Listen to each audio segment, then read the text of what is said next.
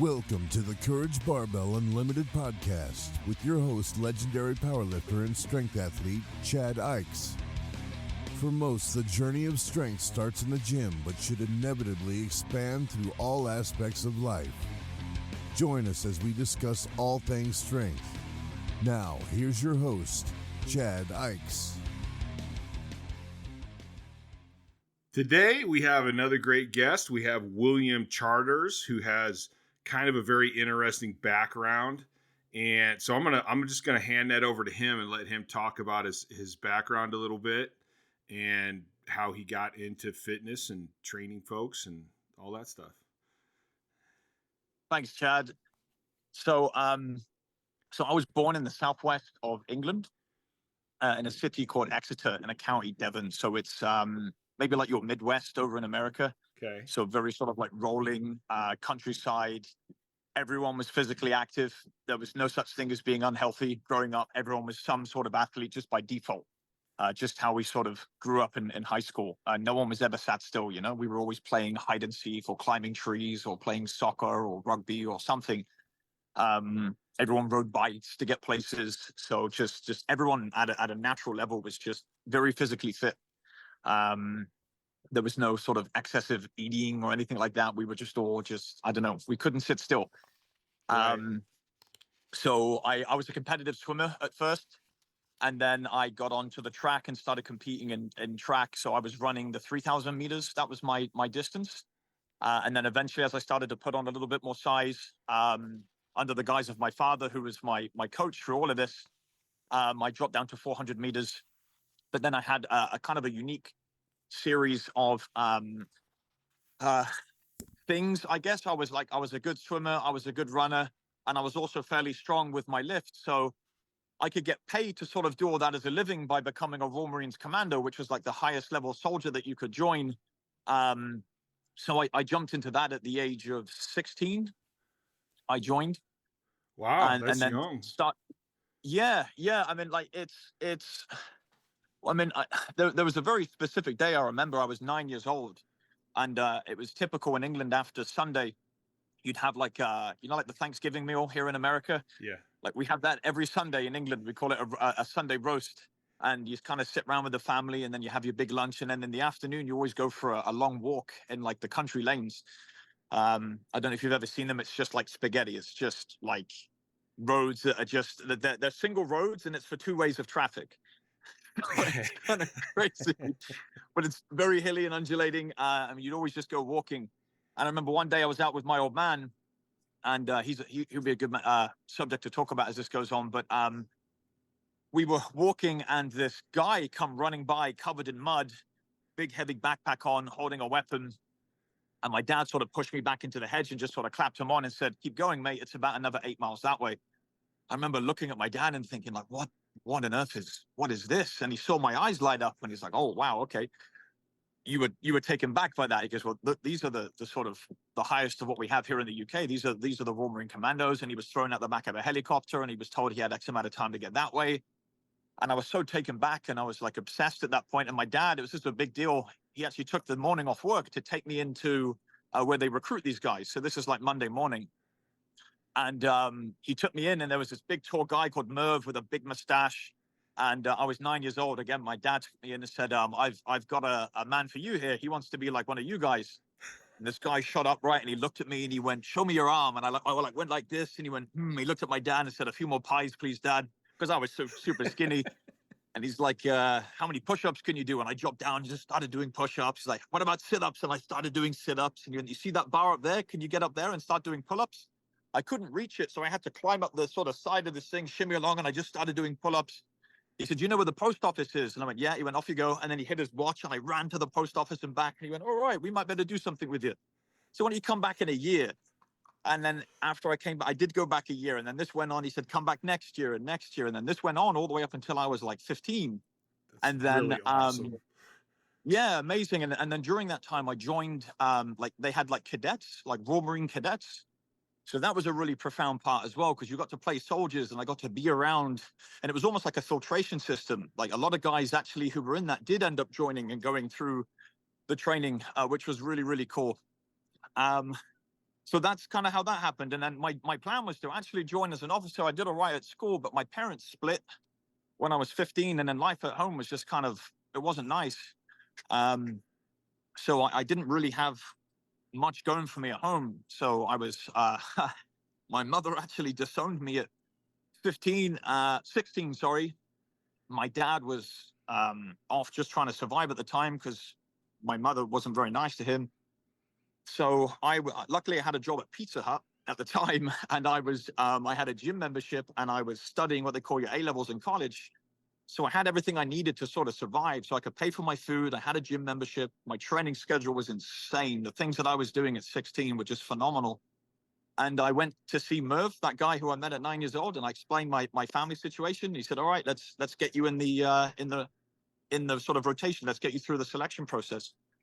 And then I did that, and I scored well enough to get into the original 60 that start this particular training. And this was July 25th, 2005 was day one. And then I passed that course in April, I think it was April 6th, 2006. Mm-hmm. So that was like my catapult into this world. And that was an amazing, that's what you get your Green Beret at that point. And you get given that after this test, your 30-mile, the final test of that commando training is a 30-mile run. And upon you get through to the other side, they give you a Green Beret and you get a handshake, and then you're in the sort of club. That's interesting. So how long did you stay in with that? So I stayed, so I was 17 when I passed, and then I joined my unit, which was 40 Commando. There's 3 units, they call them your commando units, and they were named 40, 42, and 45. These were your commando units. And 40 was down south. It was based in Somerset, which is like the next county on from Devon, and I kind of wanted to stay in the south. So I joined 40 Commando, and because I was 17, so here's the deal: you can pass the training, but you can't go to war until you're 18. So I joined my unit, and the troop that I joined went straight out to Afghanistan, so I couldn't go. Right at that particular time, I had to wait till the following year before I went to Afghanistan for the first time. And then so I basically got sent to Egypt, and I did like a bunch of dive training, which was just like a drinking session. To be honest, it was like a month of drinking and just diving, which was a lot of work. I just wanted to have some fun at that point, so that was great. And then I joined my unit, and we went to Sierra Leone that year, and then we came back, and then I did a bunch of build-up training. So this is the thing for like Afghanistan. There's like 6 months of build-up training before the tour itself. Right. So all of that next year. So now we're in 2007. We deployed to Afghanistan 2007, came back in, I think, April 2008, came back from that. And then I went on to selection for the United Kingdom Special Forces. And then I went through that rotation 4 times. So then I ended up leaving it was a total of 6 years was when I left. And then I went into private security work after that. So then I did like another 2.5 years of living in the Indian Ocean, scrapping with pirates. So I did that for a little bit. And then so that's like a sum total of like 8.5 years. And then after that, I just decided it was kind of time for a change. I met a nice lady in San Diego at that point, and then I came over here. We spent about 5 years together, and that was the reason why I came, and then we went our separate ways. But then that was how I sort of ended up here in San Diego. So the one of my thoughts is you've led an interesting life for sure. The childhood you spoke about, I'm 52, so definitely it's been a long time since I was a kid, and I remember when I was younger, like kids we did ride our bikes all the time, and kind of where I live now, I live in a little subdivision, and I'm surprised when the bus comes because there's all these kids. But I'm like, how come I never see these kids? Like, I had no idea these kids even lived in this neighborhood.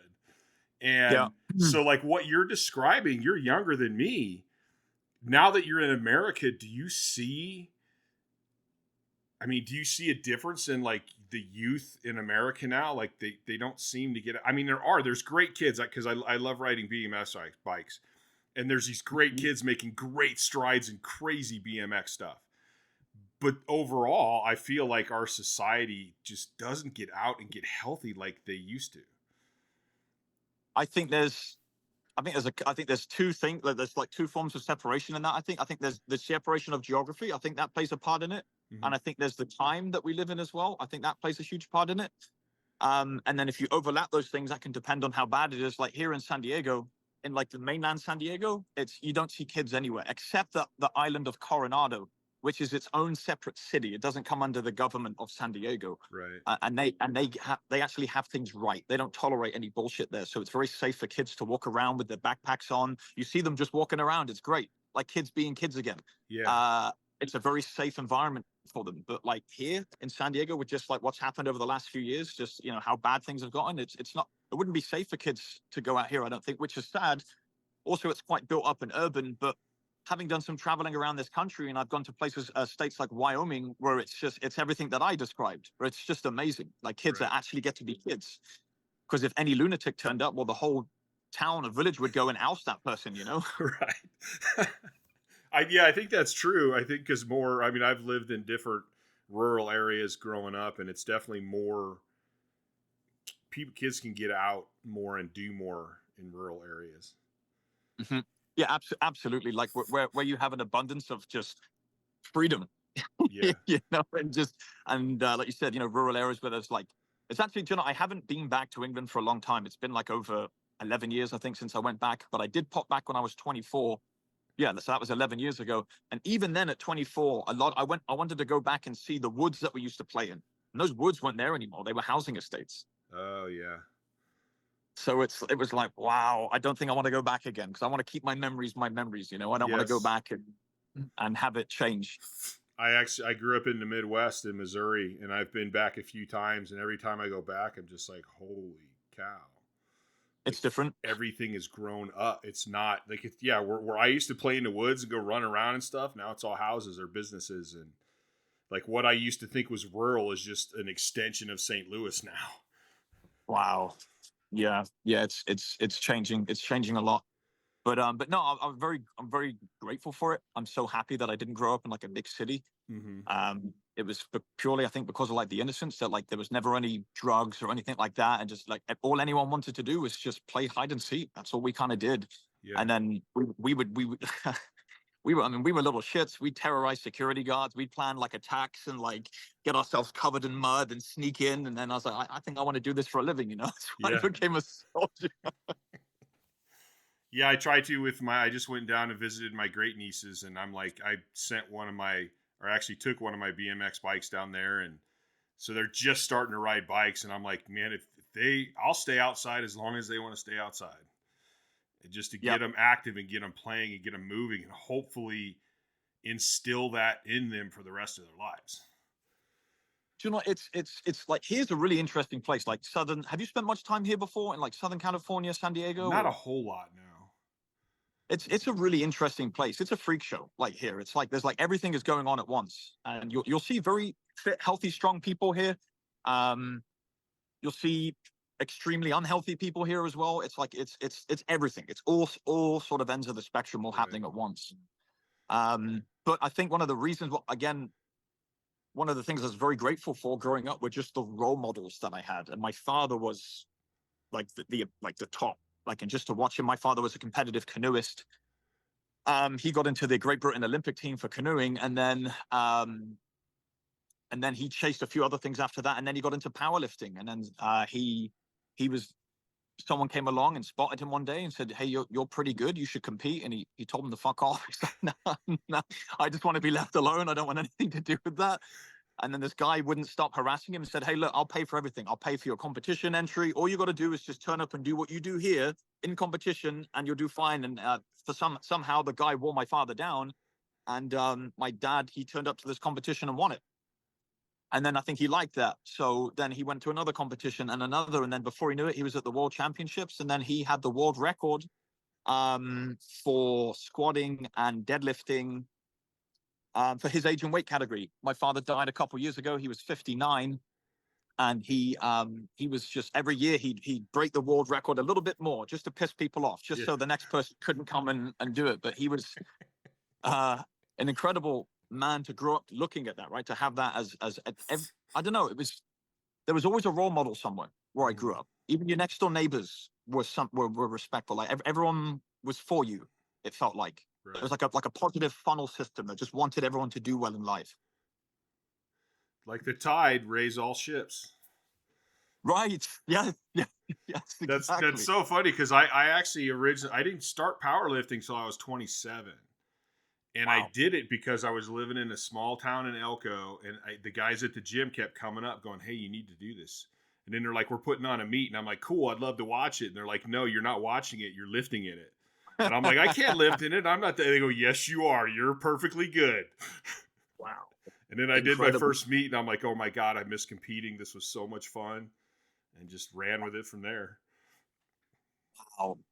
That's incredible. And so you were 27, and then how long did you lift? And you were lifting at like the highest level, Yeah, right? How far did I you was go? at the I lifted for like I hit my peak around 37, 39, somewhere in there. Okay.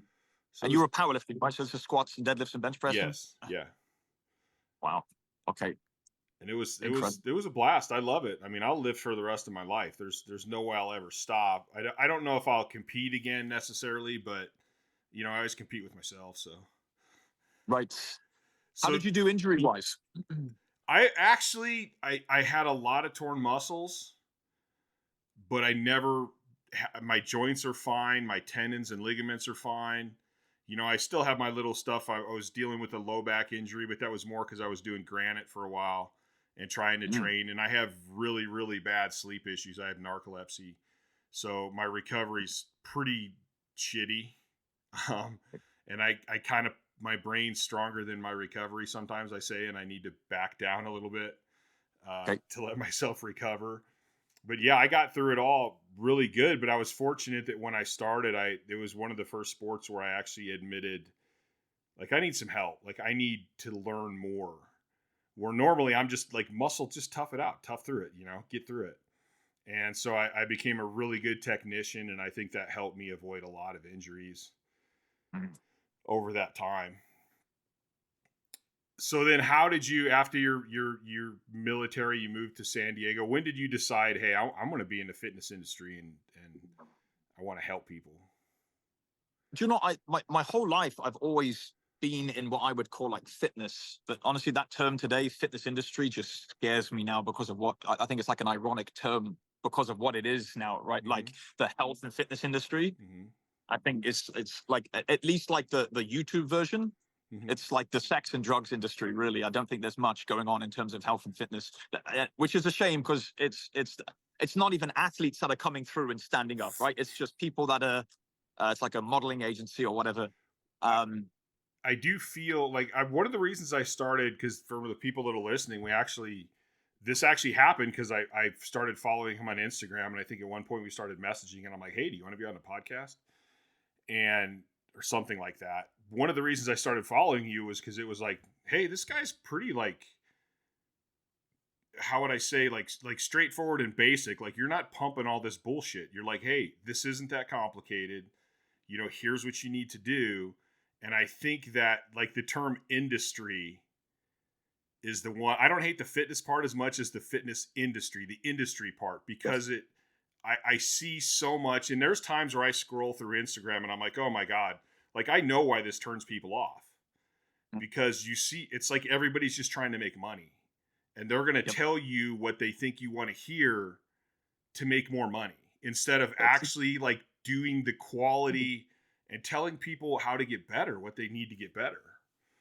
do you know that there? That what you just said there is like the it's like the lifeline behind why I'm doing what I'm doing, which is just to try and help people. And I made something. I made a video I think about this a week or so ago, which was just this idea of trying to inform people of what they need to hear, like Mm-hmm. the truth, and that the truth can appear very ugly next to a lie that's been insulated in nonsense but has been made to look very attractive, and people are so easily led astray today. And you can coat bullshit and prettiness and make it very digestible for people and send it, and people will pay their life savings to hear that. But you could try and present the truth to someone on a platter for free, and they'll turn it, you know, they'll turn around and say, I'm generalizing a lot here, but just as a general idea, it's very difficult to inform people of what they need to hear, not what they want to hear. And also I quite like that as a challenge. Um, Again, I think it comes back to role models. We don't have a lot anymore. Mm-hmm. Um, you go down to the like you start at like the the town level. You go as even back to families now. There's so many dysfunctional families. Fathers and male figures were always great role models for me growing up, and now it's almost like it's illegal to be a man first of all, and then to be a male role model on top of that. I mean, they're non-existent. Yeah, I agree. And I think that just in order to get people to do the right thing, I don't think you need a stage to scream and shout on. You just need to do what you're supposed to do silently, and eventually people will notice. I think people are starting to get to the point where they're sick and tired of the bullshit, I think. Yeah. There's certain names of individuals on that were big in the social media world that have been pointed out for lying in the last little while, and people followed them and jumped onto their every word, and then they were exposed, and they're like, oh, so it's I think people are kind of ready to hear some truth a little bit. I think it's getting more that way, and I hope it's getting more that way. I admit to being kind of pessimistic sometimes about it, just because you see it so much. But there's the one saying, and this is like part of the whole propaganda thing: lie and lie and lie and keep lying until people believe it. Politicians. And I think that has happened, and I've written for some of the big like bodybuilding fitness magazines, and eventually I stopped writing for them because I learned enough to know that their whole plan is like, basically, we're going to rotate people every 3 years. So we're going to tell people what they want to hear for 3 years, so they buy our magazines, and then by the time they figure out it's not working, we're going to have new people coming in. Mm-hmm. And like, that's their business plan. And I'm like, I don't want to be associated with that.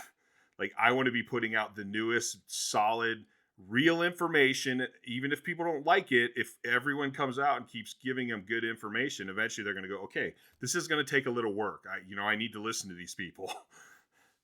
Well, Joe, that's amazing. Like, when you started talking about that, for whatever reason, what jumped into my mind was the Bigger, Stronger, Faster documentary when that came out. That was a great. You seen this? Yeah, I actually, the squatter in that movie who crashes, that's me. Oh, really? Yes. Oh, wow. Okay, then you're in the movie. I was actually on the cover of a lot of their promo stuff. Oh, fantastic. Brilliant. Well, then there you go. Like, I thought that was a really, really good documentary that came out that actually started to sort of, it kind of got into some subjects.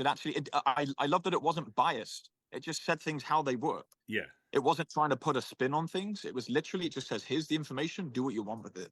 And that was and there was one part in that documentary where you had the photographer who was taking pictures of guys and girls. And then he said, oh, we do the before and after photos in the same day. And he shows you how they do it and how they airbrush everything. And I was like, if that's not enough, like, if people are still buying this, if people are still being led astray by marketing to such an extent, then yeah, it's hard not to be pessimistic. Yes, it is hard to be, even in like the powerlifting and strength industry. There's so much stuff that's been said for so long that people don't want to veer too far away from it, even if they don't actually do it. Yep. I mean, like, I have friends that are pro bodybuilders, and like a lot of them, it's like, yeah, they told me they wanted a workout for the magazine, so I gave them a workout. I mean, is it one you've ever done? They're like, no. Like, I train by how my body feels and what it needs. Like, right. Wow. Yeah, it's incredible. It is, but it's but it's like, even for me and like the coaching side of things, actually there was something I learned. I studied in that timeline when I came to San Diego. I did some studying. I studied mathematics. I always wanted a challenge. I wanted something. So I studied mathematics and really, really enjoyed it. It kind of reminded me of like that soldiering aspect of things. You have a group of people at the beginning of the class, a percentage are going to go because they can't make it, and you've got a few that are left at the end. And I really liked that. And math people were kind of cool people as well. And there was this fundamental idea in mathematics that I've taken with me ever since. And this idea that you should never, ever, ever use a formula until you can prove it to yourself to be true. And that's why a big part of mathematics is doing proofs. So they might teach you something like the quadratic formula, and like, here it is, but now let's show you why it exists. yes. Let's actually go for, and then if you have a good professor, what you'll do at the beginning of an exam is prove all the formulas before you can use them. Otherwise, you're just a parrot. You're repeating information. You don't actually know anything. You have to prove it to yourself. And mathematics is about integrity. It's about truth. And I always think if people did that with all the information that they came across on social media, if you just entertained an idea and then put it through a series of testing, collected data on it, and then took a sort of hypothesis at the beginning, measure it at the end, is it still the same? That's how you could dispel all nonsense and lies. But that would require people to do, a little bit of work. And I think that's where you lose people, is people would actually have to use their brains and go through this system, say, okay, this guy says this. It's not what I'm used to hearing, but I'm not going to just discount it yet. I'm going to take this idea. I might even use it for a little bit. It's perhaps a new training methodology for a powerlifter or for a track sprinter or something. Let me just rule it out to see if it's nonsense or to actually see if it has any worth. Mm-hmm. And if everyone did that and just ran it through for a little bit and went, wow, okay, it was very unpopular, this idea, but it's taken my training up a notch. Wow, this is incredible. And now you've got another sort of tool in your tool belt. But God, if everyone did that, it would be so easy. Well, I think that's one of the big things. And I think this goes beyond fitness, but it seems like nowadays people just want to be told knowledge.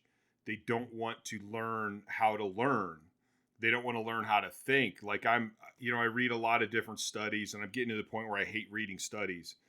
Because usually most of the studies I look at, I'm like, well, what about this? What about this? What about this? Like you did this study based on an outcome. And usually if you look deep enough, you can find out who funded the study. And but people want to read the studies and go, oh, this is what it is. Or they want to go to someone and have them tell them what to do. And like, I'll have people, this is one of my favorite things, was to go to the gym. Like if I'm on the internet or something and I see somebody who's doing a new exercise and I'm like, oh man, I'm going to go to the gym and I'm going to see this. I know it. And I would go to the gym and I would see someone doing it and I would act dumb. I'd basically go up and go like, hey, what's that? What are you doing right there? And they're like, oh, it's this exercise. I saw so-and-so do this. And I go, oh, cool. Like, what does it work? They're like, I don't know. I'm like, what do you mean you don't know? And I'm like, well, how are you fitting it in your program? Oh, I don't know. I just thought it looked cool, so I'm doing it.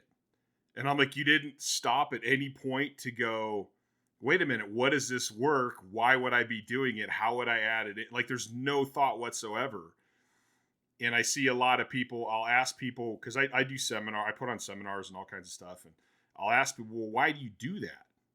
Well, I don't know. I saw so-and-so do it, or so-and-so told me to do it. I go, but why are you doing it?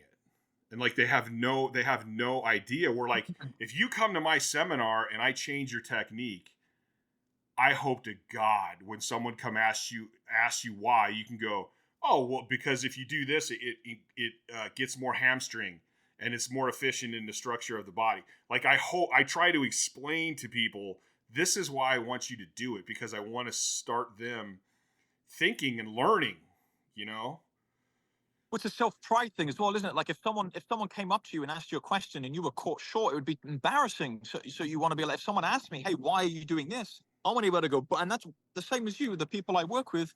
I say, like, hypothetically, if someone came up to you in a gym right now and said, why are you doing this? What is your answer? And I want them to be able to go boom, boom, boom.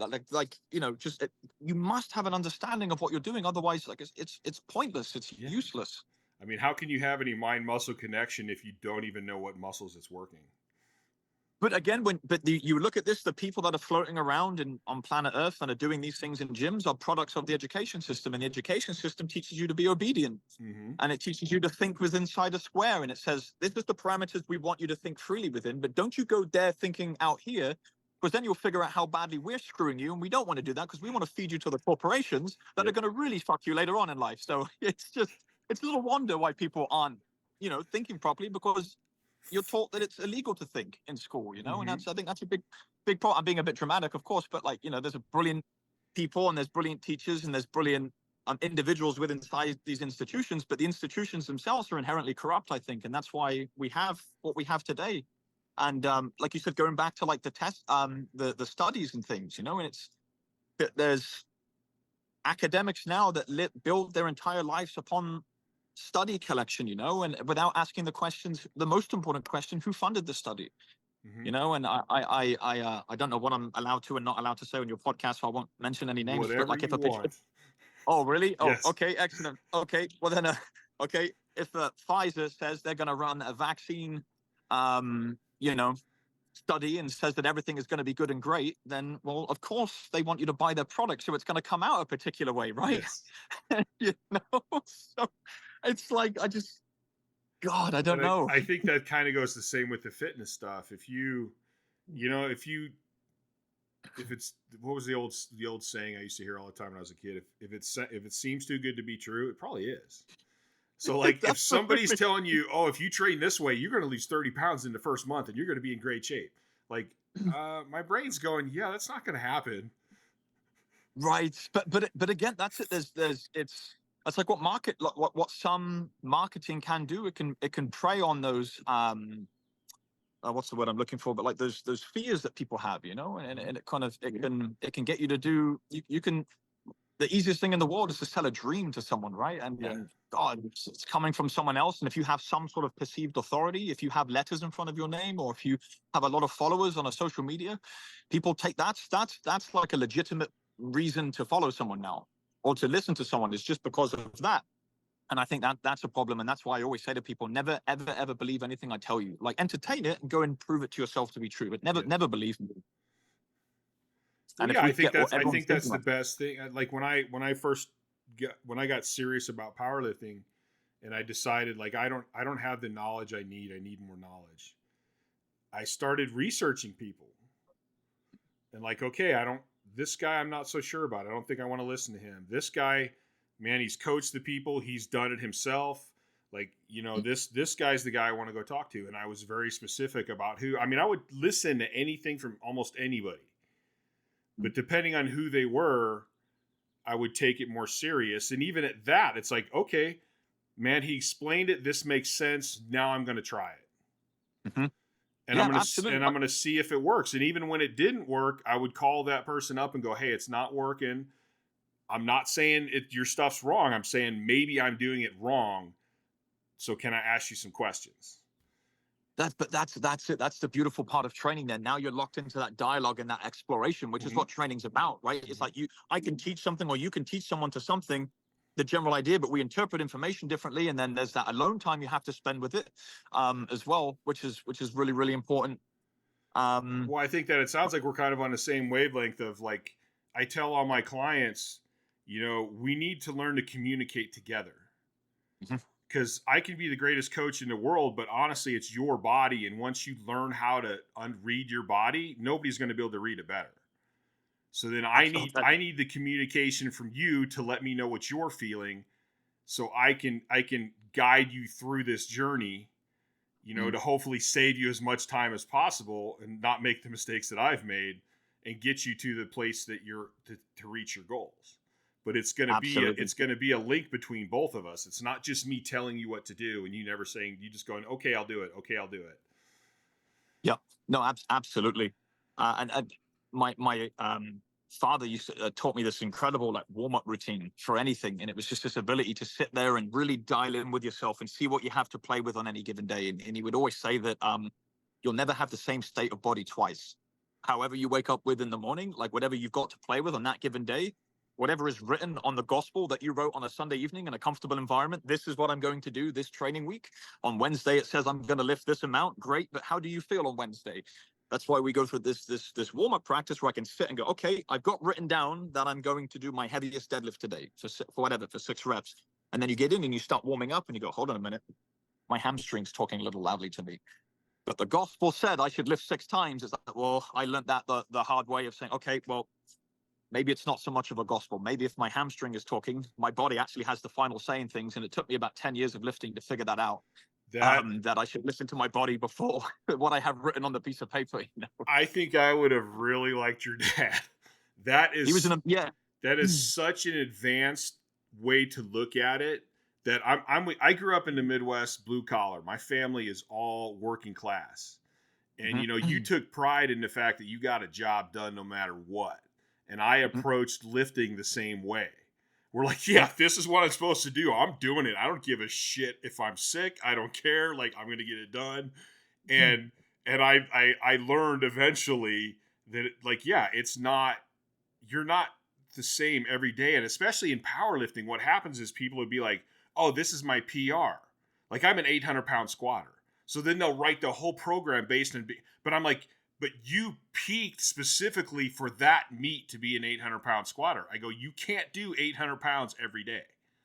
Like, so you're not an 800-pound squatter every single day. Right. That's just what you peaked at. Right. Yes. Yeah. No, it's God, I mean, like the training side of things and like the scheduling of training is something I just love solving problems. I love problem solving, and I love looking at people's routines and helping them progress through, and you know, explaining to someone that training is not a linear progression. You don't just get better, better, better, better. And these phases could be called different things. I mean, you could call these phases Mickey Mouse, Minnie Mouse, and Pluto for all that matters. But the language that I was taught was conditioning, loading, and recovery. I would always start an athlete in recovery and just the ground first. Just make sure that see what injuries you're working with, what imbalances.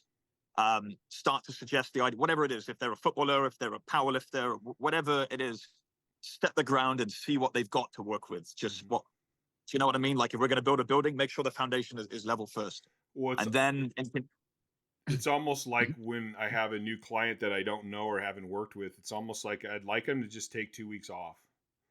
Yes, absolutely. Just please, like that's what this is. This month, this recovery month is like a month off.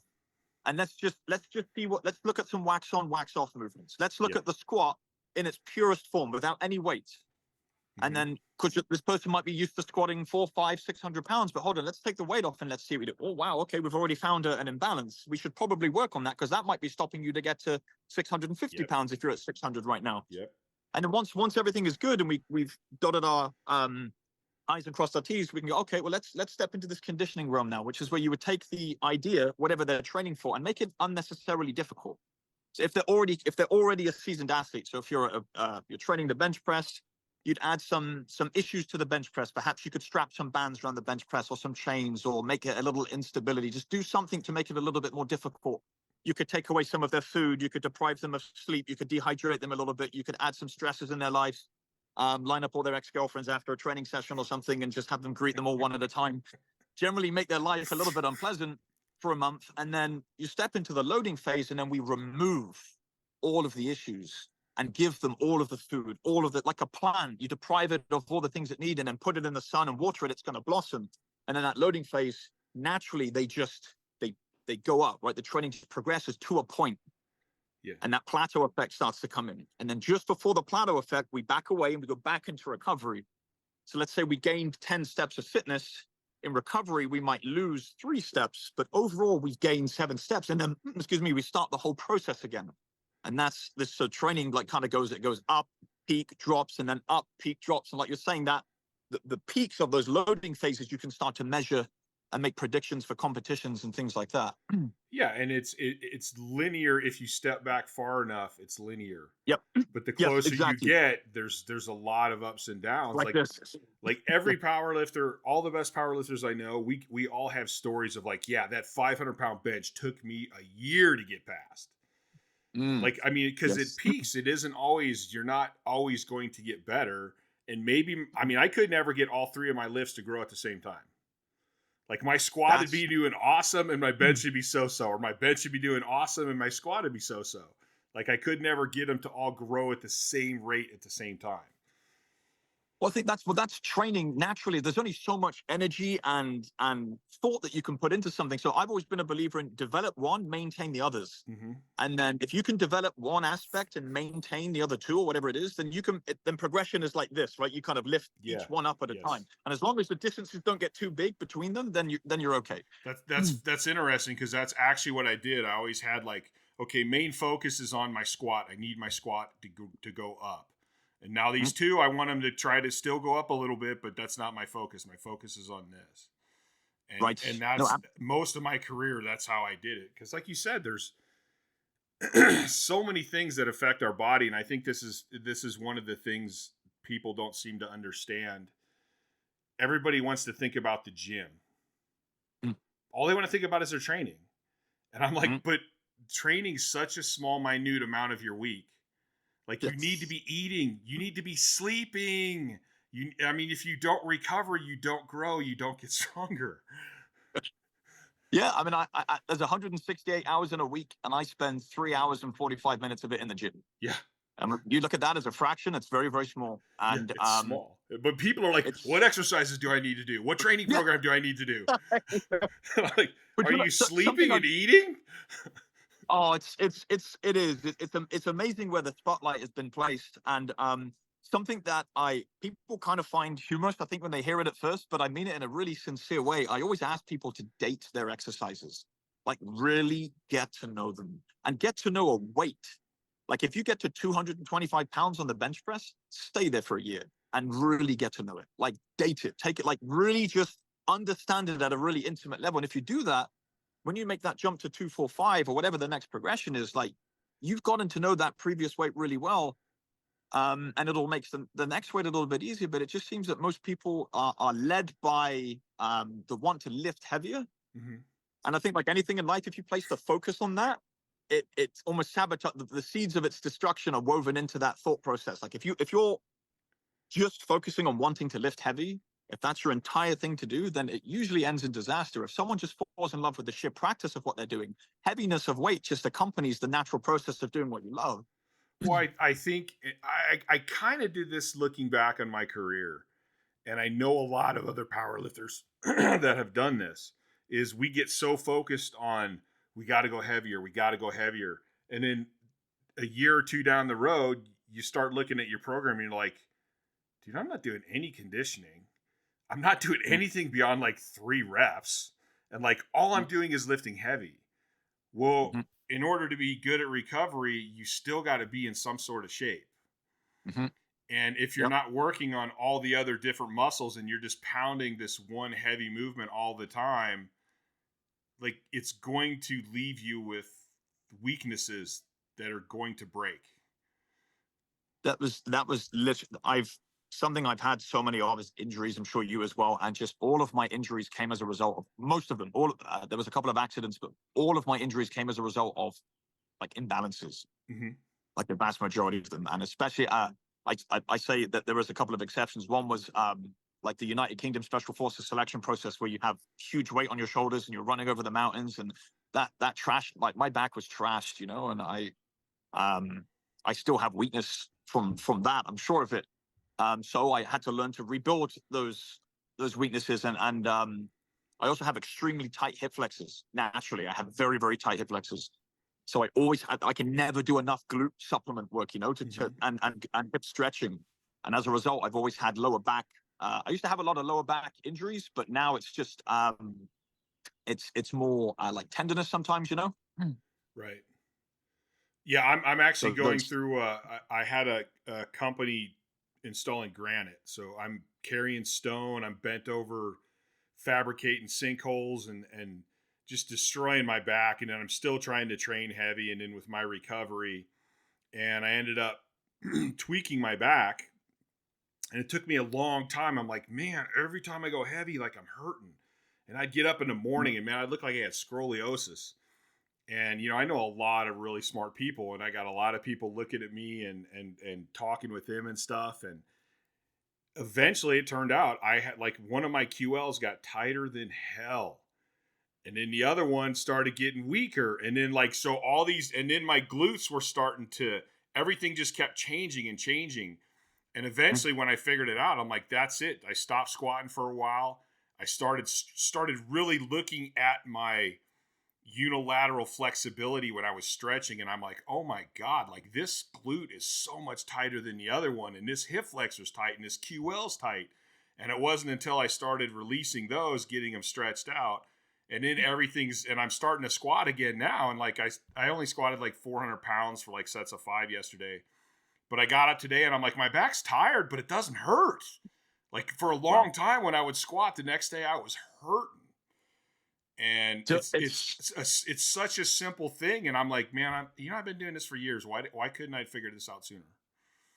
But still, hey, that's amazing. Like literally, the when I left the military and I started doing getting into lifting, my father was powerlifting and I was inspired, so I started doing a little bit of lifting, and I couldn't even deadlift 135 pounds before my back would go out on me. It would collapse. It would just completely go, and that was being bent over. You know how it is for 5 days, and then you're upright, and then it's 6 weeks of gentle exercise, yes, and then I would go in with, maybe 3 months had passed, and I'd go in with an attempted lift, and then it would happen again. And I would, okay, this would go on for a lot of time. And then I realized the major culprit was a tight quad. My QL was completely tight. It was so seized on one side, like you said. So when I did like the stretch, like I stand over and lean and pause, like, okay, that side's good. And then, wow, I couldn't even get anything. Mm-hmm.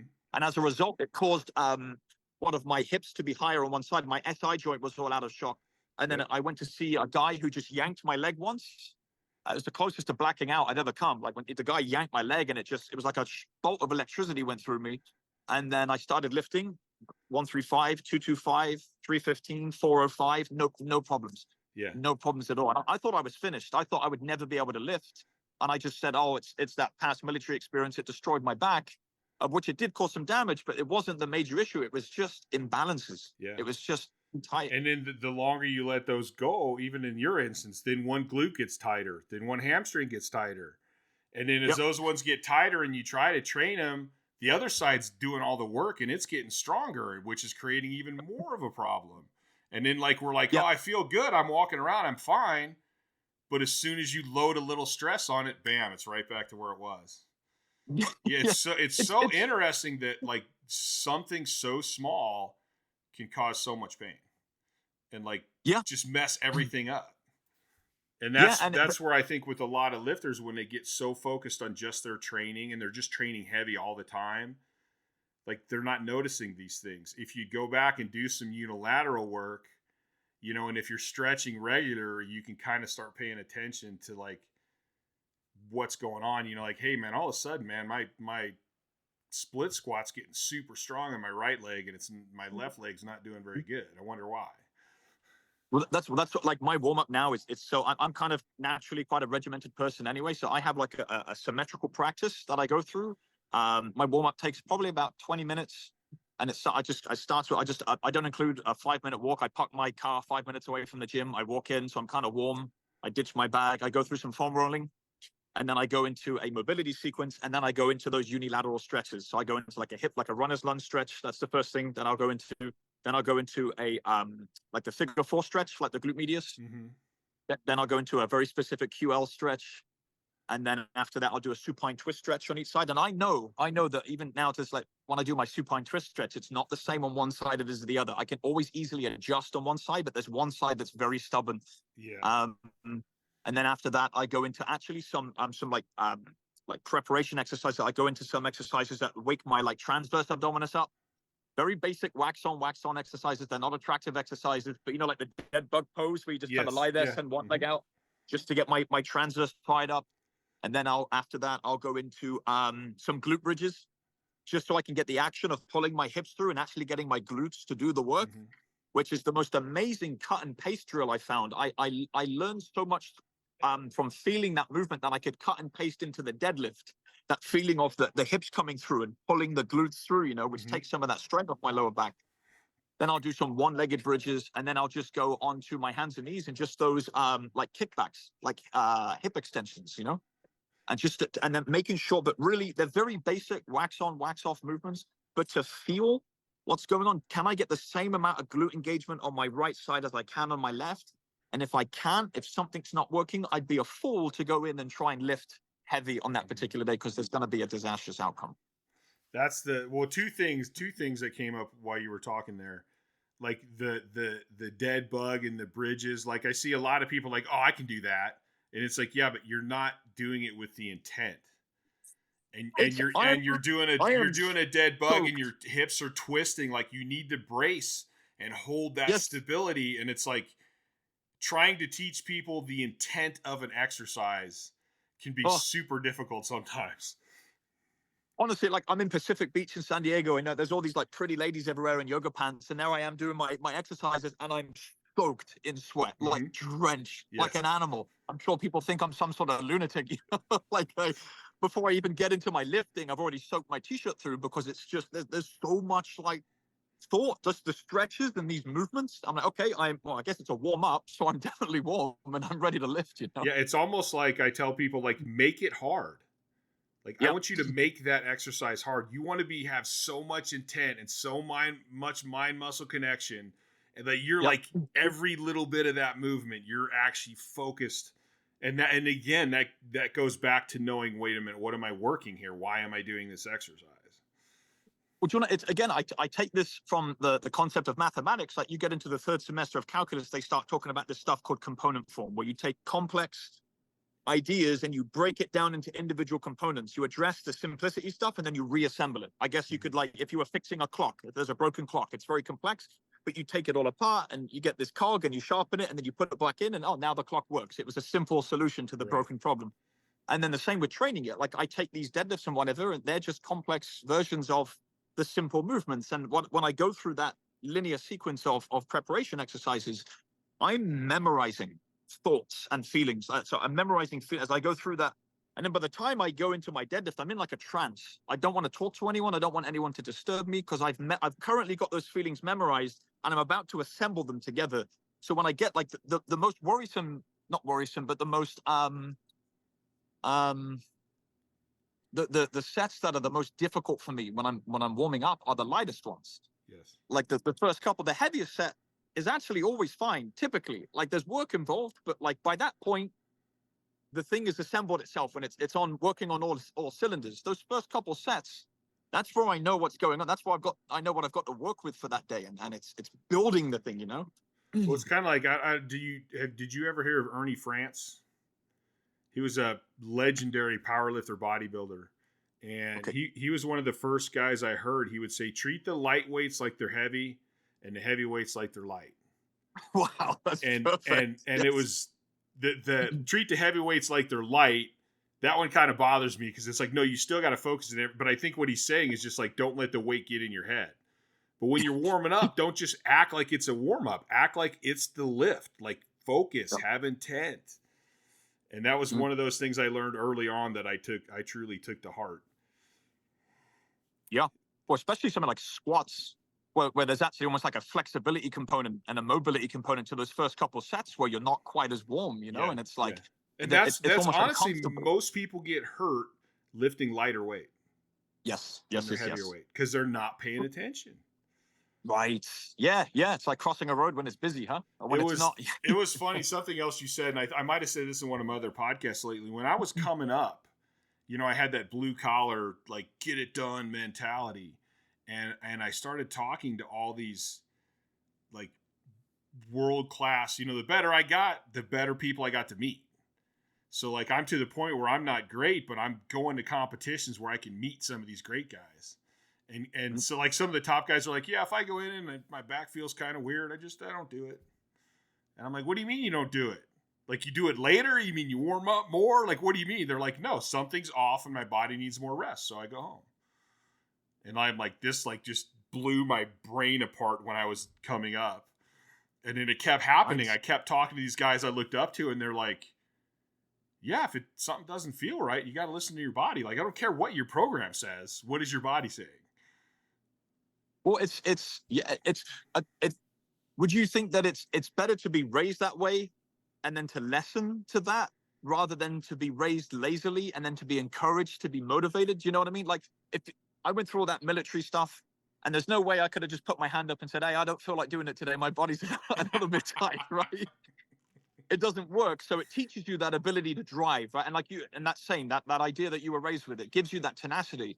And if you have that drive, it's better to have someone come along and say, we're going to tame you a little bit. And rather than to try and get someone to be motivated and driven enough, that I don't know how that, the nature of the people that I would want to help and work with, I physically can't be next to someone who's not driven and motivated. I don't have the skill set to be able to help that person. But if someone's very driven like yourself, motivated, and it's like, okay, all we have to do is actually tame this individual, that's very doable.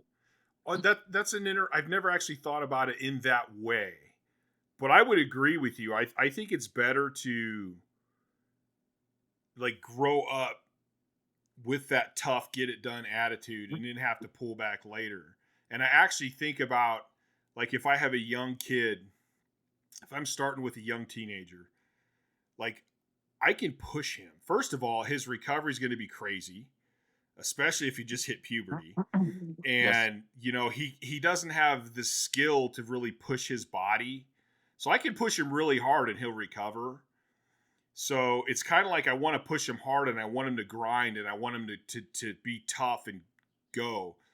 But kind of at the same time, I kind of like will drop little hints every now and then. You know, when you get good, this has to change. Like, this is going to change. As you get stronger, things are going to change. But right now, I need you to go, man. I need you to go 100 miles an hour and grind it out. And I need you to tough it out because I want to build that toughness. You know, because like if you go to a competition and you're on a world stage, I don't want you going, well, that one feels heavy today. Like, no, come on, man. Like, you're competing. Let's go. I need to have that in you. But I need you to know at some point that, like, this is training. This isn't the competition. And I think there's a point when you're young and you're new where it's like, hey, I might not be feeling it today. You know what? You need to nut it up and get it done today. But as you become a really good athlete and you start learning your body, there's the point where you go, you know, it's not worth me pushing through it today. I'm not sure if today is the day I should go or not, but something's making me question it, and I'd be better off just backing off a little bit. You know that, I think, with the difference between training and competition. You know, when it's like, if you take like UKSF selection, you train in a constructive way. Despite the course being destructive itself, you train constructively for it. Yes. And it's just a really long competition. That's all it is, you know. But the training that you do should not be an exact application of the course because it's destructive. It's not gonna benefit you. And I think that's where the coaches earn their money. My father, when I was a kid, we obviously from the age of 9, he knew where I was going. So there were certain skills I had to have. I had to know how to map read. That's a skill that doesn't get taught to people typically these days. And he was also smart. He was also smart enough to know that by the time you learn this stuff in like commando training, you're already slow. You're so sleep deprived at this point. Trying to learn new information is so incredibly difficult. So he made sure that I could learn how to map read, and that I was somewhat physically robust before I went in. So he would get me this backpack and put bricks in it. And then he taught me how to map read. And then my mother was not best pleased at this, but I looking back, it was great. But my father would start off by driving me like 3 miles from home. He'd throw me out the back of the car and say, make your way home. And then at 3 miles became 5, became 8, became 13 miles. And he started dropping me out in the middle of these forests in the middle of nowhere. And he said, make your way back. And I'd, use my map and compass and make my way back. And I'd be running through farmers' fields, leaping over barbed wire fences, getting chased by cows. And I came home one day and I was covered in cuts and just thick in mud. And my mum was furious. And my dad, like, he looked at me and went, where have you been, son? Why were you late? It was the most amazing thing because it was, first of all, it was the story I could share with my friends. How was your weekend? I got chased by a fucking cow. How was your weekend? And then what that taught me, like going in, like map, I didn't have to learn map reading in commando training. It was already there. So by the time the instructor said, oh, this is what a map is, this is what a compass is, and all the guys are like falling asleep in the lectures, I already had that. So I was, that idea like that, I think I shared that in relation to the story of like raising kids, right? If you have a son and you're raising them, there's a balance to it, I think. And I think my dad nailed it pretty well. Yeah. I mean, it's funny because I live in Nevada, so I love going out in the desert. And I don't know why, but like even when I grew up in Missouri in the woods, I have a pretty decent instinctive sense of direction. And so I don't go out there with GPSs or nothing. I just go out there. And I was actually thinking about that the other day. I'm like, I wonder how many of these people, if you took their GPS away, if they would have any idea what a compass is or a map is. It's a skill. Again, I'll bring it up again. Like, I won't name any of the places, but like United Kingdom Special Forces selection, the first month is a hill. Sorry, is what they call the hills phase. And it's over this mountain range in South Wales. And there's another area that they go to for a week. Which is this barrenless land. There's nothing there, and it's kind of like a bog. Like when you're stood still, you're just ankle deep, and then in other places, you're waist deep. And when you break over the horizon of one ground, it all looks the same. Like there's no way to tell. So, and it's also always, there's always fog. You can't see anything. You can't see any more than 50 meters in front of you. So dialing in with that map and compass is a really incredible skill. It's actually quite a rush when you get from point A to point B, and you've got there, and you went, wow, like, I shouldn't have got there, but thanks to my map and compass and your ability to pacing is huge. Everything is built around pacing and speed, basic speed, distance, times calculations. Right. So it's amazing stuff. Yeah, the ability to just I think it's actually, I think it's a very manly thing to do. Like as a man, you should have somewhat of an input compass, like even if you can. That's a problem. I agree. And I mean that goes back to the same thing. I mean, I'm amazed. I'm always amazed in my life how much I've learned through the gym and how it transfers. Mhm. And so like it's the same thing. That skill your dad taught you, he took you out of your comfort zone. He put you in something you didn't know and you grew. Yep. Well, it's the same thing in the gym. You're going to put yourself out of your comfort zone. You're going to strain. You're going to struggle. That's going to create growth. Yep. And then you go full circle now, and you take this back to the education systems and young people growing up. And I don't think we're giving them this opportunity where kids can be experienced to certain stresses where they have the opportunity to grow. That's one of the biggest problems here. Everything's about mollycoddling someone now, and it's just so soft, and you know everyone's so afraid of being offended, and it's just it's a problem. Well, like the sports thing where they're certain kids, they're not letting them keep score, and everybody gets a trophy. It's like, what does that teach them? Like losing sucks. It should suck. That Yep. motivates you to go, okay, how can I do better next time? How can I grow? It's an amazing thing to show you where you are, so that you have a point of reference to grow from. It's an amazing thing. So But with your training, I can't remember. I remember watching one of your videos and you were talking about, I think it was something like you don't train every day. You train, like you give yourself at least one day off after every training day. yeah, train like every 48 hours, like on the clock. Yes, because I'm not training for a like a specific skill set. Like I'm not a gymnast where there's so many skills Yeah. that I have to program in every day. These are well rehearsed skills, and I can run this through. I have like an A and a B session. So my A session would be squats, followed by bench press, wide pull-ups, dips, pendlay rows, and sit-ups. That's my A session. That takes an hour and 15 minutes to go through from start to finish. And then the B session would be deadlifts, followed by incline bench press, followed by wide pull-ups, behind the neck presses, pendlay rows, and sit-ups. That takes about an hour and 20 minutes. The deadlift session always takes a little bit more. I think that extra minute or two I need just to get myself psyched up for that last deadlift set. And then on a given week, the days change sometimes. But let's say it's a Tuesday, Thursday, Saturday. I'll train session A on Tuesday, and then B on Thursday, and then A on Saturday, and then that just continues on to the other week. B, A, B, A, B, A. And so you're doing, this is interesting because, I grew up, when I grew up, that we didn't have social media. You didn't have the internet. You basically, I learned by, when I had the money, I'd buy a bodybuilding magazine. When I didn't, I would go to the grocery store with my mom and read magazines while she was shopping, And so I started out all my training, even though I wanted to get stronger for sports, what I had was bodybuilding information. So I started out basically doing bodybuilding training, and did all these, split up all these muscle groups and everything. And once I got into powerlifting, I started thinking, well, wait a minute. I mean, how is this? What's the overall effect on the body? Like, just because I trained only chest and arms, the recovery my body is going through, it doesn't matter what simple muscle group it is. So then, like right now, I train pretty much, I'll train anybody. I love training all kinds of different people. So I have people in their 70s. I have a couple fitness girls. I have power lifters. I have football players.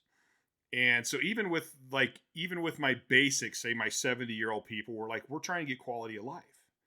I'm like, let's not split up the muscle groups. Let's basically, like, I'll split them up similar to powerlifting.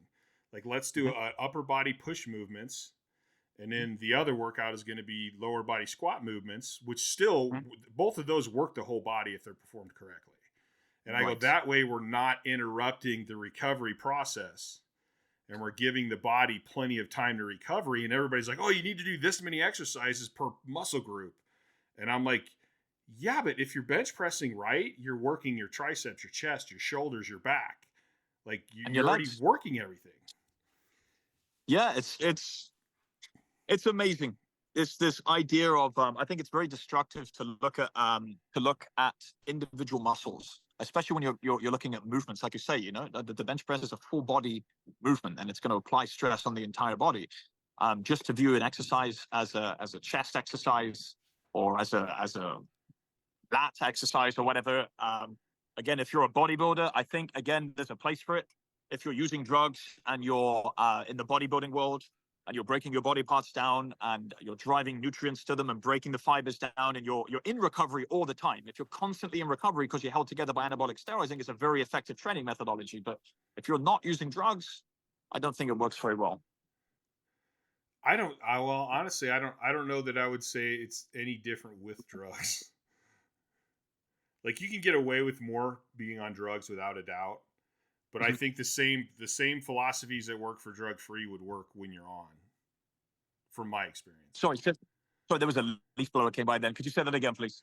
I think that, like, I look at training as there's a certain way, a best way to train, and it doesn't matter if you're on drugs or not on drugs. I'm fortunate that most of my powerlifting career, I had never done any steroids. At one point, we found out I had low testosterone because I kept getting sick. So I went on HRT, and at that point, I'm like, well, the hell with it. I mean, if I'm not going to compete drug free if I'm on the needle, and if I'm on the needle, I might as well experiment with it. And I actually found that I needed more recovery being on, but I was able to get away with a little bit more. So, like, I don't know that the training is all that different when you're on or off. And I actually know a few powerlifters that are literally some of the best in the world, and they're clean. Oh, yes. So I think in relation to specifically sports, like powerlifting, 100%. But just like, I don't know if you could even call bodybuilding a sport. It's a science experiment, what these guys do, I think. And they've figured out an entire training methodology that builds around this very specific drug use.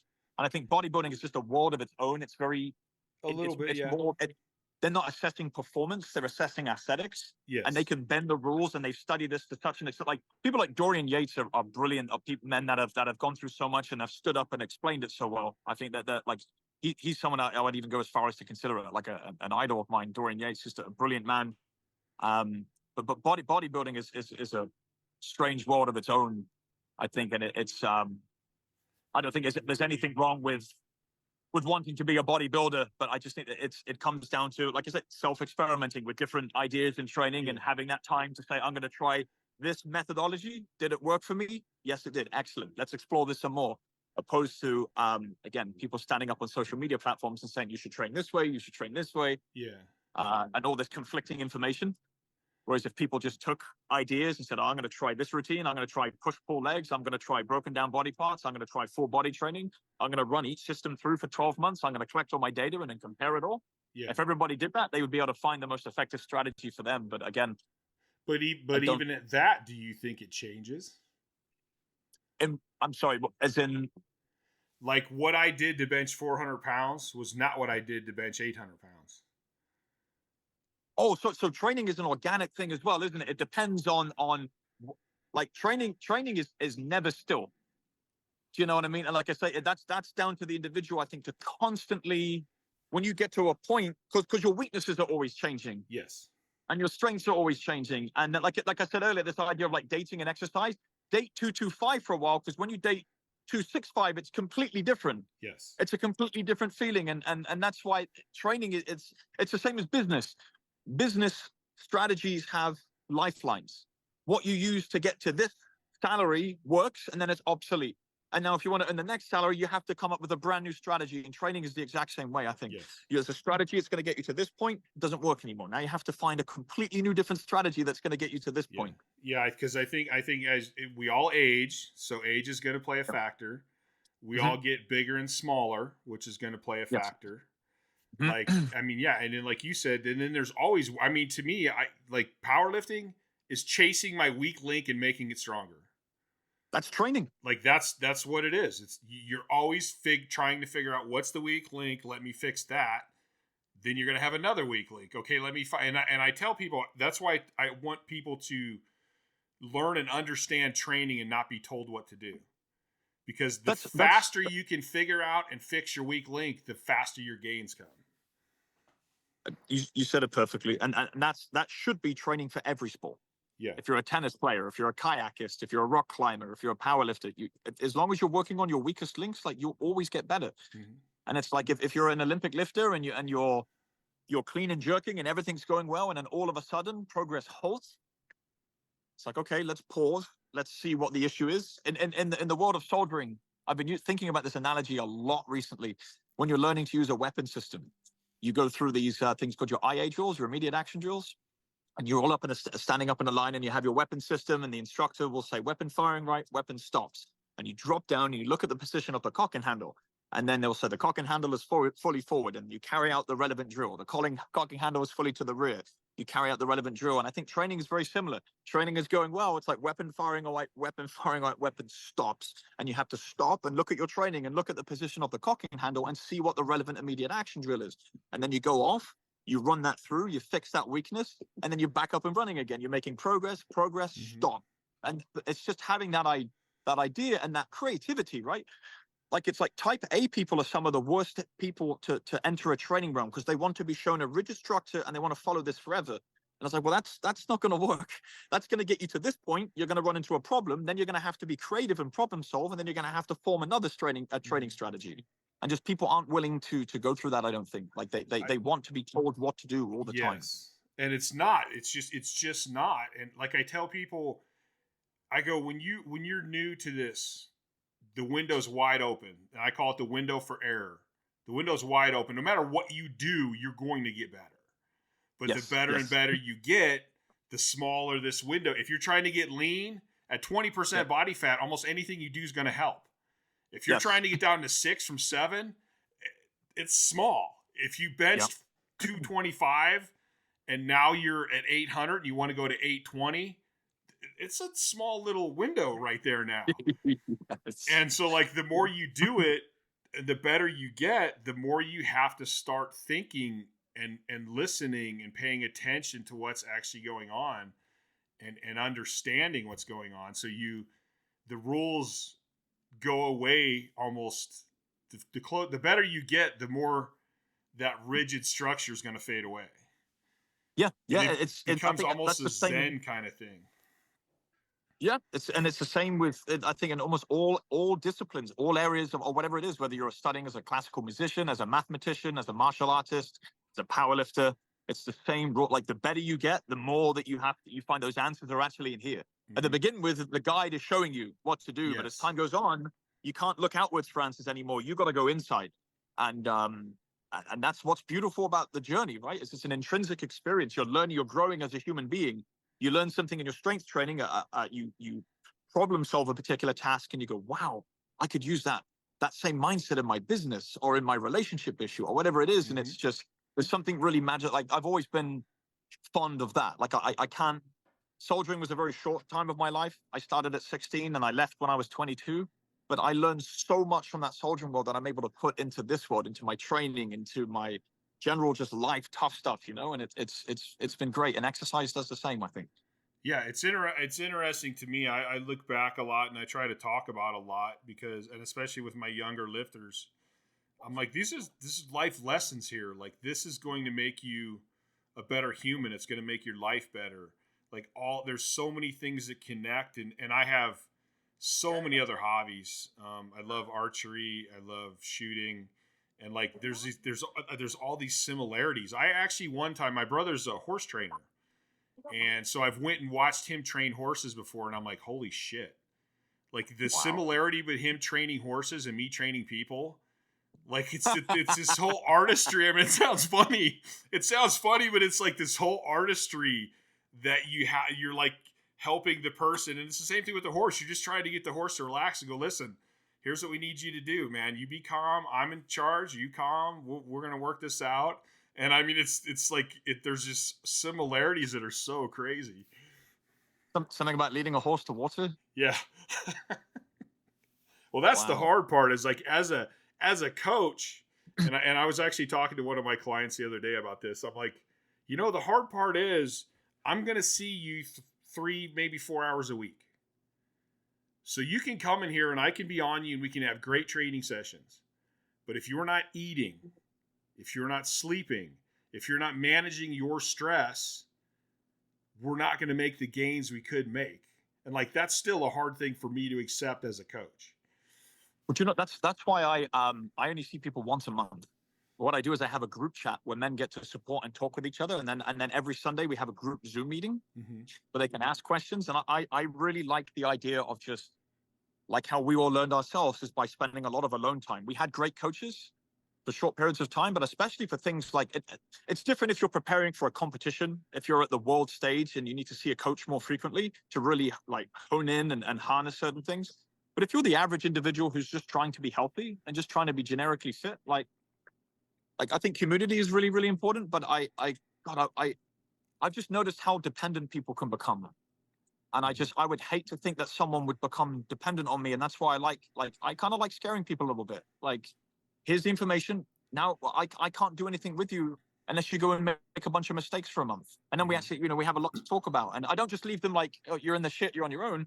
Send videos to me of your technique and I'll send you videos back, but they're being proactive and they're doing it on their own. It takes effort for someone to make a video of themselves and to send it to me.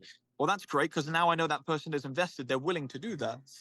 That was my way of getting around like a problem that I saw creeping up, which was dependency and just, this idea of even certain people like having, especially like places around here, like in like La Jolla and San Diego, like having a coach is almost like having the latest handbag.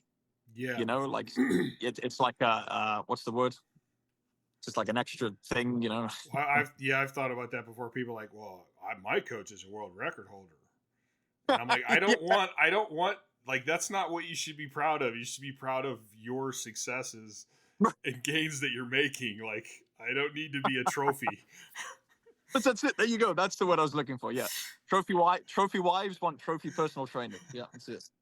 That's interesting though, because in my career, like I grew up, I mean, I guess I had a football coach in high school but I never had like a throwing coach until I got into college. And even then I was doing so many other things. I would throw on my own most of the time. And when I got into powerlifting, it was like I didn't really want a coach. So what I was looking for was people I could go to seminars and learn from and then go back and figure it out myself. Yep. And then when I started a team, I'm like, all right, dude, you guys can train with me, but you need to learn. You need to learn this. And then I had a group of guys that I could teach and learn. They would learn, but then we were always, I'm like, this is just because this is what people have done and what we're doing now. I want to take it further. So we were always coming up with new ideas. And like, I mean, after training sessions on the weekend, we would all sit around and we would talk about how everybody's doing. What do we need to change? What's Scott's weak point? How are we going to fix it? And so we kept growing and expanding, but I never really had like that coach.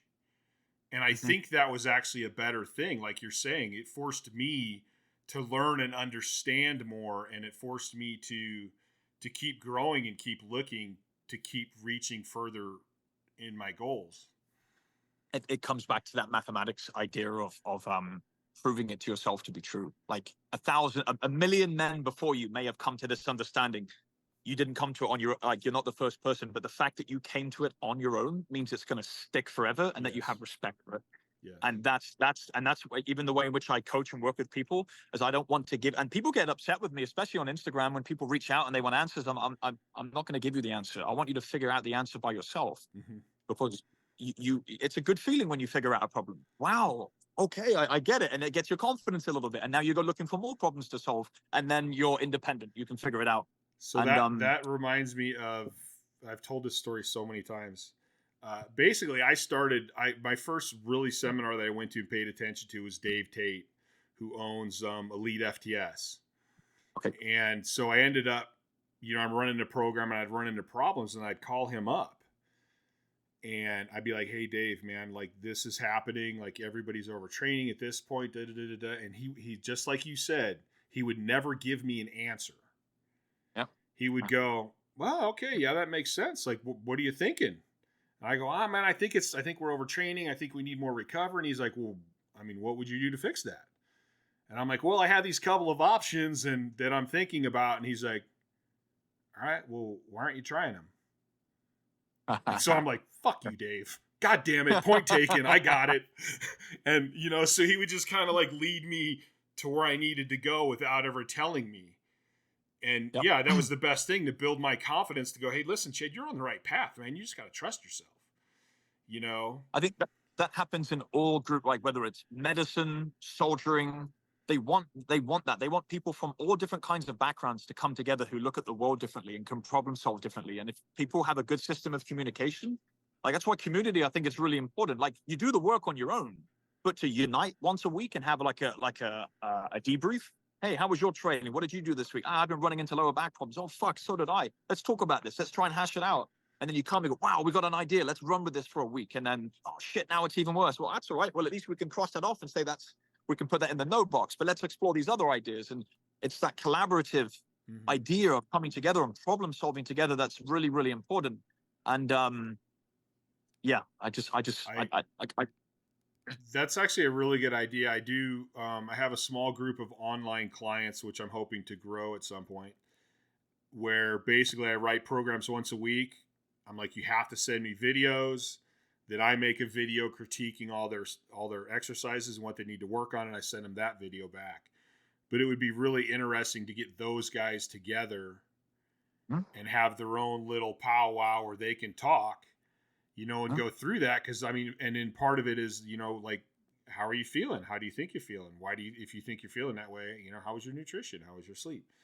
And just get guys to start talking about all that kind of stuff and come up with stuff on their own, and then have their own community basically to just bounce ideas off of. But like, I mean, you don't really need somebody there every single day. Nope. Well, you take something like the skateboarding community. That was like big. When did that start? Was that like when Tony Hawk's came in? Was that like the 70s and 80s when they were skating swimming pools, and then it like got into 80s, 70s, 80s. The 80s, and then they got into the half pipes and all the different. Then they started categorizing skateboarding with like vert ramps and street skating, and then you had your Rodney Mullins turning up. And skateboarding was this very basic idea, but it evolved by just guys coming together, talking with one another, coming up with ideas. Someone would jump and try and skate on a grinder, a pipe, and then they'd sit back and he snaps his board and goes, shit, okay, that didn't work, but let's try this. But just guys coming together and for the sake of it, because they enjoyed it and they were willing to fail. And that's the biggest, like, that's a huge point. Like, so many people are, again, I blame the education system, but like just so many people are so afraid to fail, and it's the only way you're going to learn. And just to accept that you're going to fuck up several times and you might injure yourself and you might not get the answer right. And it's okay. Yeah. Like, it's okay. It's totally fine. I'm working on an article right now that will eventually get published on elitefts.com. And it's basically about, okay, so you just had a competition. What's next? And like so many people, like, I mean, I've seen people quit the sport because they have a bad competition. I've seen people get so pissed off, and I know a lot of what I talk about. I know because I've messed up and done it and then learned from it. That's where my knowledge comes from fucking up.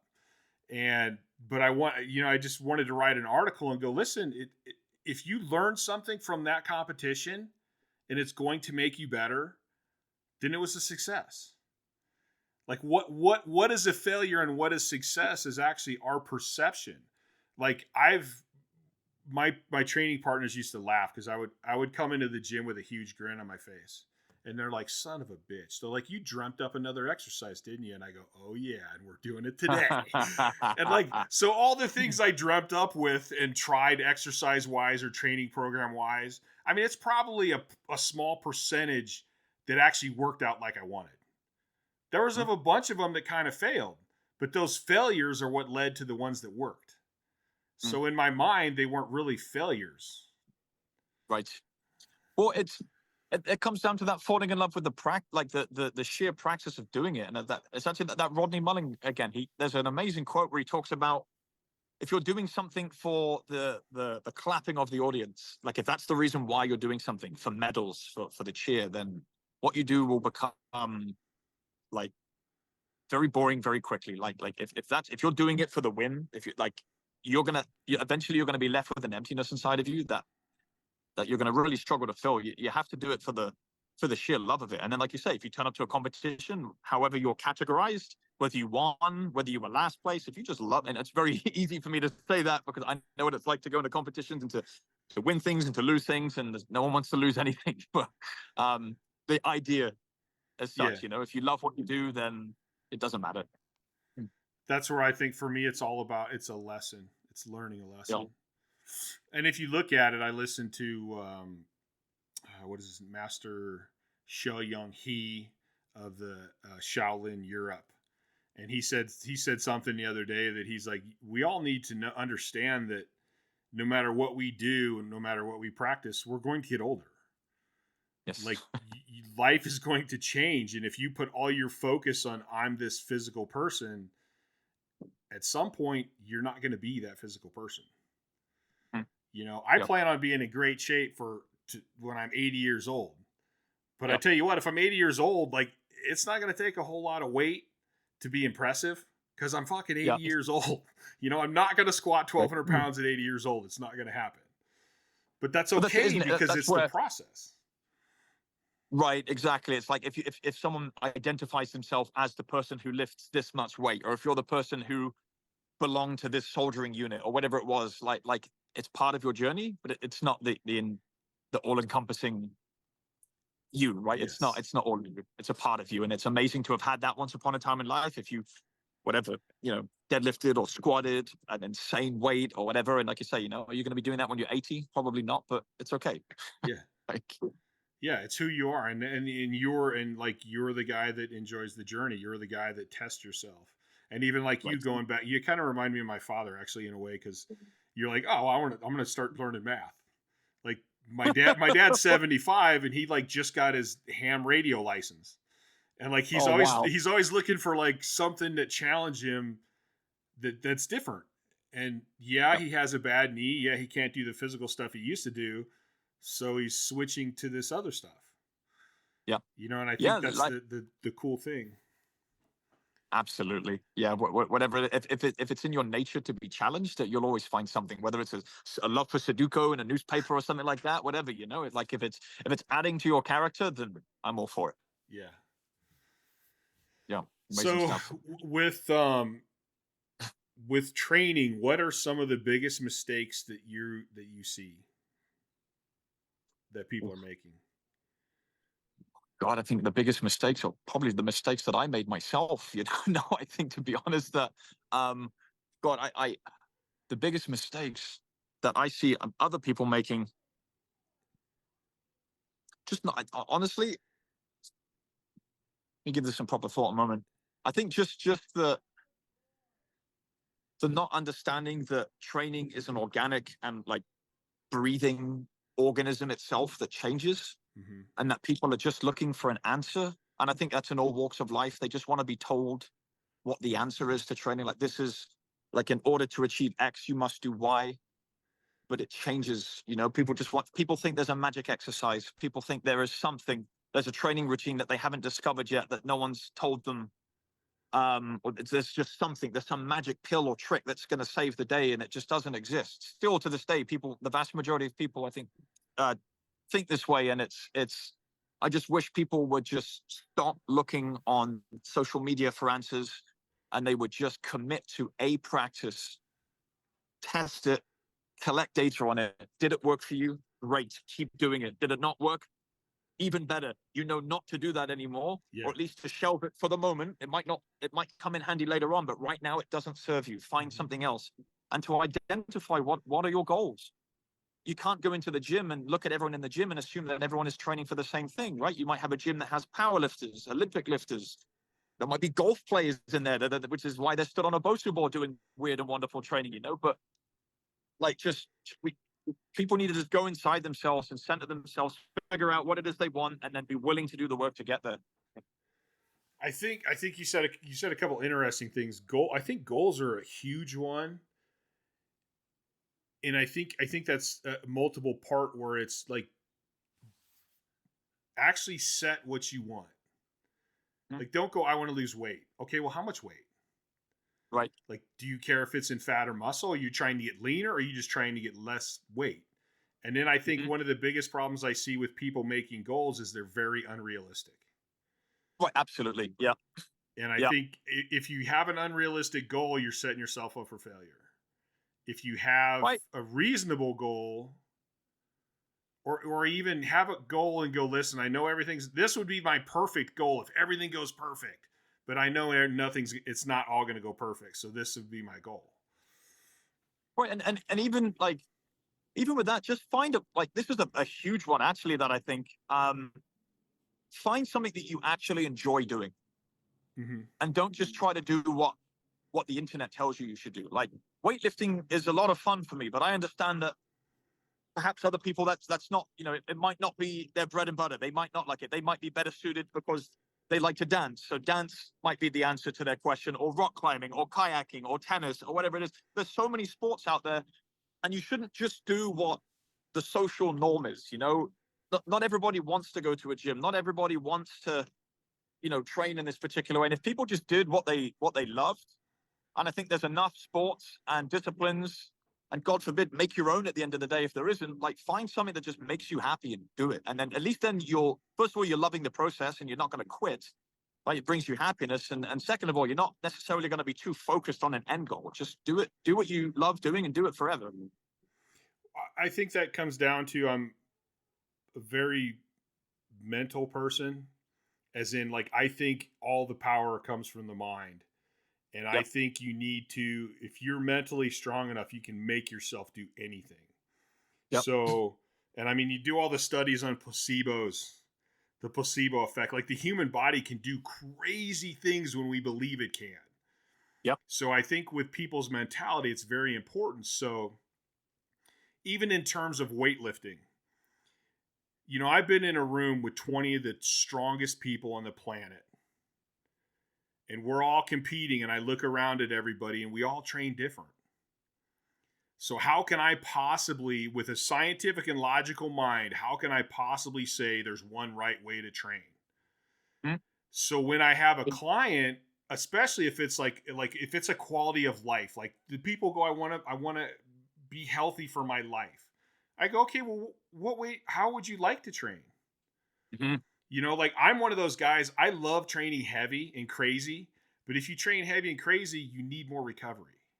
Yep. And I know people that love training tons of volume. Well, you can train, if you're training with less intensity and doing more volume, you can train more often. So, like, yes, I try to kind of go, what is, I really look at it's, if you break it down to the simplest point, you're stimulating growth. You got to recover from the training session, then you got to let your body grow. Yep. So I go, what does the person like to train? If I have a person who doesn't really like training super heavy, doing low reps, if I force them to do that, it's probably not going to be the best plan. Right. So if I can change the lifting program to one that they enjoy more, I think I'm going to have better results. And I think that's something we need to take into consideration as a coach. And then, of course, with everybody, some things you're not going to like to do. That's not bad, and it's not wrong. Yeah. But I mean, like, when I decided it was time I wasn't going to compete on the world stage, and it was time to, drop my body weight and stuff. I'm like, all right, I need to do some more cardio. I hate stationary anything. I can't stand it. Like, cannot stand it. And I'm like, all right, I've done it. I forced myself to do it. I go, but at this point in my life, I don't want to force myself. What else can I do? And so I got into mountain bikes a little bit. And I'm like, man, these derailleurs and all this shit, like, I hate adjusting all this crap. And I'm like, when I was a kid, I got on my BMX bike and I just rode and I was happy as hell. So I found out there was 26-inch bikes. And so at 40, I don't know what I was, 46 or something, I started riding BMX bikes again. And eventually I was riding 20-inch BMX. I got a bunch of 20-inch BMX bikes now. And I go, it is great training and it's fun. Right. And so even now, like, my clients, I'll have my clients scheduled for recovery days, and I have so many bikes. I'm like, all right, let's go. Everybody grab a bike. And they all love it. They all come back smiling and happy. And I'm like, I just kicked their ass for 40 minutes riding. Amazing. But they had fun. So it's like, I think you're right, especially with the quality of life people. Like, there's a lot of different options out there. Like, find the options that you enjoy, and understand that some stuff's going to suck. I'm never going to like broccoli. I'm never going to like eating broccoli. But I eat some broccoli. Yeah, I think that stuff's covered by discipline, and then that's a subject of itself. And then um, regarding training and different training methodologies, I think it comes down to like you're saying that like it comes down to understanding a relationship that exists between stress and recovery. And the higher the stress, the more recovery you need, and vice versa. And then you have to find out if you just look at it that way. I always view stress as like a heart rate monitor. Yes. And if I pull the stress up here and I let it drop, how much recovery time do I need before I can pull it up here again? And if it takes that amount of recovery time between those 2 points, is that enough consistency in the week for me to make progress? If I make my training so stressful that I can only train twice a week, or if I make it so less intensity that I can now train 5 times a week, but then did I get the right amount of intensity in the session? So it's this constant balancing act. But if someone is willing to sit back and have fun with it, and that's the same with if you're at the world stage, right? That's what you're going to do with your training. You're looking between how much stress do I need to place on my body, how frequently, and then the recovery, how much do I need before I can do it again? Yes. And it's like someone can sit back and just view it that way, objectively, no personal attachment to it at all. It's just a bit of experimenting, a little bit of data collection. They'll find the training routine that will serve them at that particular moment in time before it loses its sell-by date, and then you have to do it all over again. It's kind of like it's funny you got back into math, because I've kind of explained it like it's just a math equation. It is just a math equation, 100%. And like it's like, okay, well, I'm not getting enough recovery. Okay, well then where's my sleep? Can I sleep more? Can I eat more? Yeah. Like it's just punching everything in and coming out to this stimulus equals recovery. Yeah, absolutely. It's you got to balance the X's and Y's, and if you can balance the scales, then it works for you at that particular time. Great, run with it. Yeah, it's amazing. Like that thing to me, that's the most attractive part. Is just looking at that, like the macro lens. Yeah. Like I like looking at through the micro lens and looking at all the details with technique and everything as well. I think that's also a great marketing tool that gets used against people, because working and looking on all the technique stuff is great and wonderful. But if you don't have the macro plan assembled, then what you're doing is a waste of time. Maybe not a waste of time, but it might not get you where you need to go, right? You need to look at the roadmap and make sure you're heading in the right direction first. And I think that's where a lot of people... that's an interesting thing too, because you have the people that focus on one aspect of it. Mm-hmm. And it's like, but it's not. It's this organic thing that has all these different levels. I mean, it's like an equalizer, especially the old equalizers we had back in the 70s that had like 30 damn knobs. Like everyone does something. And in order to get that music to sound right, you're probably going to have to play with every one of those knobs. Wow, that's like the greatest analogy. That what you just with that equalizer, like that's exactly it. And that's, again, it's amazing. That's business, that's math, that's fitness, that's relationships. It's non-stop. Yes. There's nozzles that you have to constantly test and adjust. And that's where it's hard with those people that just want to talk about training. Right? Like I'm like, let's not talk about training. Let's talk about your sleep and your nutrition first, and get that lined out. Then let's start talking about what we can actually do in the gym. Right? Yeah. It's so true. It's so true. And then, Chad, I think I have about 10% left on my phone. Okay. So this is we've been going pretty good. We're about an hour and 40 minutes in, I think. Oh, really? Yeah. Oh, wow. Okay, excellent. No, it's fun. Yeah. William, this was a great conversation. I had a lot of fun. Like I could probably, there's already things in my head. I know I could keep going. We'll have to do it again sometime. Where can people find you? And if people want to look for you to get into your community or as training or... Oh, and they can just jump on Instagram, charters_William. Okay. Yes. That's right. I'll cut some clips out of this, and I'll try to do like a collaboration thing on Instagram or something too, to add that in. Oh, thank you very much, Chad. Yeah, and thank you. And everyone to do this again, like I'm totally down. This is a lot of fun. Okay, definitely. Yeah, I think, and why I started following you is I just came across a couple of your clips, and I'm like, oh, I like the way this guy looks at it. And even if we don't necessarily agree on everything, I still respect how you look at it. And I mean, I'm smart enough to know that there is no absolute perfect, you know, like we just talked about, it's looking at everything and it's fitting it in. And it's like, I can go a little bit, not the perfect program, but if it helps more mentally with this person, in the end, that's probably the better route. You know, that's my thing. If I left planet Earth wanting others to think something of me, it would be just that I try to encourage people to think for themselves. That's all. That's all I want. I just want people to be able to look at a situation objectively, to be able to stand back from it and problem solve it to get where they want to go. Yeah. People usually want to go from where they stood to another point, and it's just equipping them with the skills and how to get there. No investment of emotions or anything like that. Purely objectively, to help people problem solve so that they can get where they want to go. That's it. That's my main premise of what I hope to teach. That's all. And I think you said what I wish all coaches felt.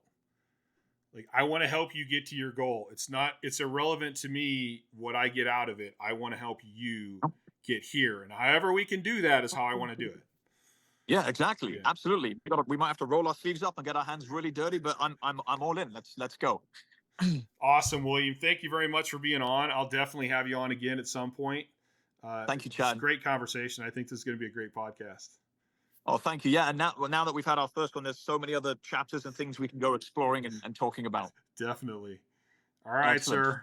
Thank you, Chad.